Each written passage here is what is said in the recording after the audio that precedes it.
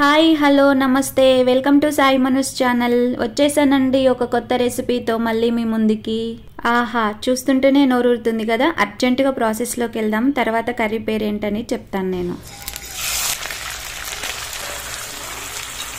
Stove on చేసి non stick కడాయి పెట్టేసిన తర్వాత ఆయిల్ పోసేసుకోవాలండి. ఒక పెద్ద బౌల్లో వాటర్ తీసుకొని అందులో సాల్ట్ వేసిన తర్వాత ఈ చికెన్ని మంచిగా శుభ్రంగా వాష్ చేసుకోవాలి. ఈ చికెన్ని తీసుకొచ్చి ఈ కడాయిలో వేసేసుకోవాలండి. వాష్ చేసిన తర్వాత కొంచెం పసుపు, ఒక టేబుల్ స్పూన్ అల్లం వెల్లుల్లి పేస్ట్ అప్పటికప్పుడు నూరింది వేసుకుంటే చాలా టేస్టీగా ఉంటుంది. వేసేసుకొని మంచిగా కలిపేసుకోవాలండి. కలుపుకొని మూత పెట్టేసుకోవాలి. ఆఫ్టర్ 10 minutes అండి మూత తీసేయాలి. తీసేసి ఒకసారి కలిపేసుకోవాలండి. ఆ చికెన్లో ఉన్న వాటర్ అంతా ఎవాపరేట్ అయిపోయే వరకు ఉడికించుకోవాలండి. ఇలా మధ్య మధ్యలో కలుపుకుంటూ మూత పెడుతూ తీస్తూ ఆ వాటర్ అంతా ఇనికిపోవాలండి. ఇనికిపోయే వరకు ఉడికించుకోవాలి చికెన్ని. మనము ఇక్కడ చికెన్ని కలిపేటప్పుడు చాలా స్లోగా, ఏ ముక్క కూడా విరగకుండా నెమ్మదిగా కలుపుకోవాలండి. అప్పుడే ప్రాపర్గా ముక్కలన్నీ మంచి కనిపిస్తాయి మనకు. ఇంకా మరి కార్తీక మాసం అయిపోయింది కదండి. ఇంకా చికెను మటను ఇక కుమ్ముడే ఇంకా తగ్గేదే లేదు. సో ఈ విధంగా అయితే నా స్టైల్లో చికెన్ కర్రీని చేస్తున్నాను. దీని పేరు చికెన్ కర్రీ. నేను ఈ విధంగా చేసి చూపిస్తున్నాను. మీరు కూడా ఇలాగే యాజ్ టీజ్గా ట్రై చేయండి. చాలా టేస్టీగా ఉంటుంది. కార్తీక మాసం అయిపోయే వరకు పూజల పుణ్యమా అని గుళ్ళు, దైవ దర్శనాలు, ఇంకా నోరు కూడా చప్పిడిబడి ఉందండి. ఇంకా తగ్గేదే లేదు. ఇంకా మళ్ళీ మోకం కొట్టే వరకు తినాల్సిందే. చికెను మటన్ తెచ్చుకొని తినండి మీరు కూడా ఈ విధంగా. మధ్య మధ్యలో మూత పెడుతూ తీస్తూ చూడండి. ఇక్కడ వాటర్ అయితే మొత్తం ఎవాపరేట్ అయిపోయాయి. ఆయిల్ అనేది కనిపిస్తుంది మనకు. చికెన్ ముక్కల్లోంచి వాటర్ ఎవాపరేట్ అయిన తర్వాత ఆయిల్ సపరేట్ అయి కనిపిస్తుంది ఇక్కడ చూడండి. సో ఈ స్టేజ్ అంటే ఒక 70% చికెన్ అనేది కుక్ అయిపోయింది ఇక్కడికి. ఇప్పుడు రెడ్ చిల్లీ పౌడర్ వేసేసుకోవాలండి. సరిపడా రెడ్ చిల్లీ పౌడర్ అనేది వేసేసుకోవాలి. నేనైతే కాశ్మీర్ రెడ్ చిల్లీ పౌడర్ అనేది యూజ్ చేస్తున్నాను. ఈ పౌడర్ వేసిన తర్వాత మంచిగా ప్రాపర్గా ముక్కలకు ఈ కారం అంతా పట్టే విధంగా కలుపుకోవాలండి. చికెన్ నేను 3/4 kg తీసుకున్నానండి. 3/4 kg అంటే 750 grams అన్నమాట. ఇక్కడ చికెన్ని కలిపేటప్పుడు చూస్తున్నారు కదా వీడియోలో, ఆ విధంగా కలపాలండి. ప్రతి ముక్క కూడా విరగకుండా నెమ్మదిగా ఆ కారం అంతా ప్రతి ముక్కకి పట్టే విధంగా కలుపుకోవాలండి. కొత్తగా ఎవరైనా నా ఛానల్ని చూస్తున్నట్లయితే నా ఛానల్ని సబ్స్క్రైబ్ చేసుకొని ఆల్ బటన్ నొక్కండి. ఆల్ బటన్ నొక్కితే నేను పెట్టే వీడియోస్ యొక్క నోటిఫికేషన్స్ అనేవి వస్తాయి అన్నమాట మీకు. చూస్తున్నారు కదా, ఈ వీడియో కనుక మీకు నచ్చినట్లయితే మొదటి నుంచి లాస్ట్ వరకు చూసిన తర్వాత మీకు నిజంగా నచ్చితే లైక్ చేయండి, షేర్ చేయండి, ప్రతి ఒక్కరికి ఇన్ఫర్మేషన్ని అందించండి. ఇలా చికెన్ మొత్తం ప్రాపర్గా కలిపిన తర్వాత సఫిషియెంట్ వాటర్ అనేది పోసుకోవాలండి. ఇక్కడ సరిపడా వాటర్ అనేది పోసేసుకున్న తర్వాత సరిపడా సాల్ట్ అనేది వేసేసుకోవాలి. కొంచెం సాల్ట్ తక్కువ వేసుకున్నా ఏం కాదండి. మళ్ళీ మనం తర్వాత కుక్ అయిపోయిన తర్వాత అడ్జస్ట్ చేసుకోవచ్చు. బట్ ఒక్కసారి మాత్రం మనం సాల్ట్ అనేది ఎక్కువగా వేయొద్దు. సాల్ట్ ఎక్కువగా పడిపోతే ఉప్పుగా ఉంటుంది కదా, మనం సరిగ్గా తినలేమండి. అందుకనే తక్కువనే వేసుకోవాలి. సో ఈ విధంగా అయితే మనం మంచిగా కలిపేసుకోవాలండి. ఇక్కడ వీడియోలో చూస్తున్నారు కదా, ఆ విధంగా అయితే కలుపుకోవాలి. ఇక్కడ చికెన్ ఆల్మోస్ట్ 80% కంప్లీట్ అయిందండి. ఇలా ఒకసారి ట్రై చేయండి. వాటర్లో ఈ విధంగా ఉడికించడం వల్ల ఆ జ్యూస్ అనేది, ఉప్పు కారం అనేది ఆ ముక్కలోకి వెళ్ళి ముక్క కూడా చాలా టేస్టీగా ఉంటుంది. అందుకనే నేను ఈ విధంగా కొత్తగా ట్రై చేస్తున్నాను. మీరు కూడా చెయ్యండి. ఇప్పుడు మూత పెట్టి ఉడికించుకోండి. ఒక 5 to 10 minutes ఉడికిస్తే సరిపోతుంది.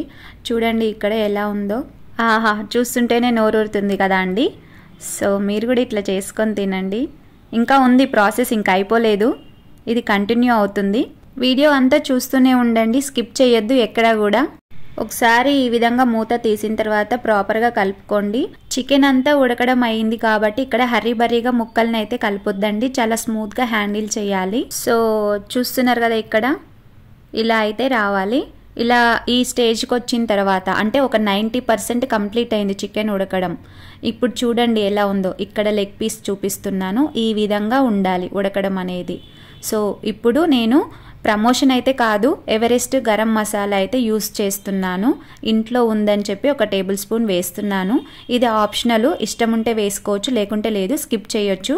ఇప్పుడు అసలైనది తెలంగాణ స్టైల్లో గరం మసాలా వేస్తామండి. అదే అసలైన స్పెషల్ గరం మసాలా అన్నమాట. ఇప్పుడు ఒక రోల్ తీసుకొని చిన్నది, అందులో ఒక టేబుల్ స్పూన్ గరం మసాలా వేసిన తర్వాత 4 వెల్లుల్లి రెబ్బలు వేసి కచ్చపచ్చగా దంచాలండి. దంచిన తర్వాత దీన్ని ఫింగర్స్ తోటి మంచిగా మెదపాలన్నమాట. ఈ విధంగా మీరు ఇక్కడ వీడియోలో చూస్తున్నారు కదా, అలా సేమ్ యాజ్ ఇట్ ఈజ్ గా చేయాలి. చేసిన తర్వాత దీన్ని మొత్తం ఆ విధంగా మెదిపిన తర్వాత హ్యాండ్ తోటి ఇప్పుడు ఒక బౌల్లోకి తీసుకోవాలి. ఇక్కడ చూడండి ఎలా ఉందో చూపిస్తాను. సేమ్ యాజ్ ఇట్ ఈజ్ గా ఇలాగే ఉండాలి, ఇలా కచ్చపచ్చగా ఉండాలండి.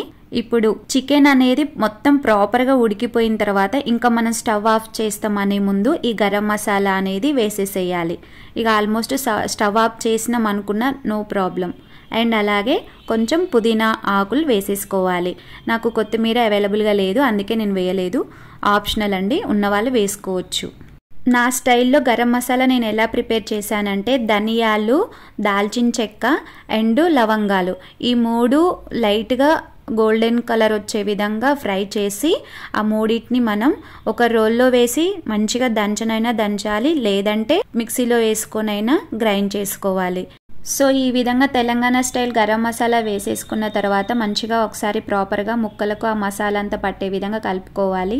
చూడండి ఇక్కడ లెగ్ పీస్ చూపిస్తున్నాను. సో ఈ విధంగా అయితే మనకు చికెన్ అనేది ఉడకాలి. సో ఇది సెమీ గ్రేవీ టైప్ కర్రీ అండి, చికెన్ కర్రీ లేదా సెమీ గ్రేవీ కర్రీ అని కూడా అనొచ్చు. ఇప్పుడు కొంచెం కొత్తిమీర లైట్గా పుదీనా లైట్గా చల్లేసుకోవాలి, కొత్తిమీర లేదండి. సో ఒకసారి ఈ విధంగా అయితే మళ్ళీ మనం ప్రాపర్గా కలిపేసుకోవాలి. చూడండి నోరూరుతుంది, ఆ కలరు ఎంత బాగుందో చూడండి. ఇక్కడ మీకు గరం మసాలా ఎలా చేయాలి అనేది నేను ఈ వీడియోలో చెప్తున్నాను కదా, ఒకవేళ మీకు ప్రాసెస్ వీడియో రూపంలో కావాలి అంటే చెప్పండి కామెంట్ సెక్షన్లో, నేను అది వీడియో చేసే ప్రయత్నం అయితే చేస్తాను. మీరు పెట్టే కామెంట్స్ని బట్టి నేను వీడియో ఎంతమంది పెడతారు అనే దాన్ని బట్టి నేను వీడియో చేస్తానండి. సో అయిపోయింది, మంచిగా ప్రాపర్గా కలిపిన తర్వాత చికెన్ చూడండి ఎలా ఉందో. ఇప్పుడైతే టేస్ట్ చూసి చెప్తానండి ఎలా వచ్చింది అనేది. దీనికి కాంబినేషన్ తెలంగాణ స్టైల్లో బగారా రైస్ అండి, సూపర్గా ఉంటుంది. Bagara rice plus chicken curry super కదా కాంబినేషను. ఇంకా మన ఛానల్లో variety of chicken curries, chicken fry and అలాగే చికెన్ బిర్యానీ ఇవి కూడా చేసి పెట్టానండి. ఆ వీడియోస్ కూడా చూడాలి అనుకుంటే సింపుల్గా నేను డిస్క్రిప్షన్లో లింక్స్ పెడతానండి. ఆ లింక్స్ క్లిక్ చేస్తే మీకు ఆ వీడియోస్ కూడా చూసేయండి. వీడియో పూర్తిగా చూసిన తర్వాత లైక్ చేయడం మర్చిపోకండి. మీరు ఇచ్చే లైక్ వల్ల నాకు సపోర్టింగ్ చేసినట్లుగా అనిపిస్తుంది, అందుకనే లైక్ చేయమని అడుగుతున్నాను.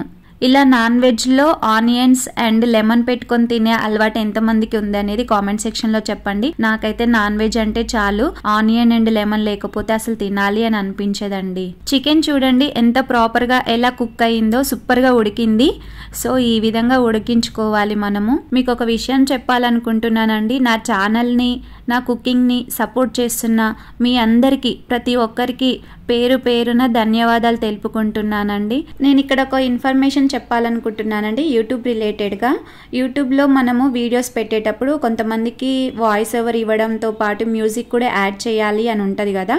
సో ఆడియో లైబ్రరీలో మ్యూజిక్ ఎలా యాడ్ చేయాలి అనేది నేను ఒక యూట్యూబ్ ఛానల్లో చూశాను. ఆ యూట్యూబ్ ఛానల్ పేరు ఏంటంటే కిరణ్ ఎడిట్స్ అండి. నేను డిస్క్రిప్షన్లో కూడా లింక్ ఇస్తాను, చూడండి మీరు కూడా ఎవరికైనా కావాలి అన్న వాళ్ళు. ఈ చికెన్ కర్రీ అయితే సూపర్ ఉందండి, నేను టేస్ట్ చూసాను, చాలా బాగా వచ్చింది కర్రీ అయితే. మీరు కూడా సేమ్ యాజ్ ఇట్ ఈస్ గా ఇలానే చేసుకొని తినండి. టేస్ట్ ఎలా వచ్చింది అనేది కామెంట్ సెక్షన్ లో చెప్పండి. నిజంగా ఈ విధంగా ఎప్పుడు ఒకేలా కాకుండా కొత్తగా ఇలా ట్రై చేయండి. ఓకే అండి, thanks for watching, bye bye. మరో నెక్స్ట్ వీడియోలో కలుద్దాం.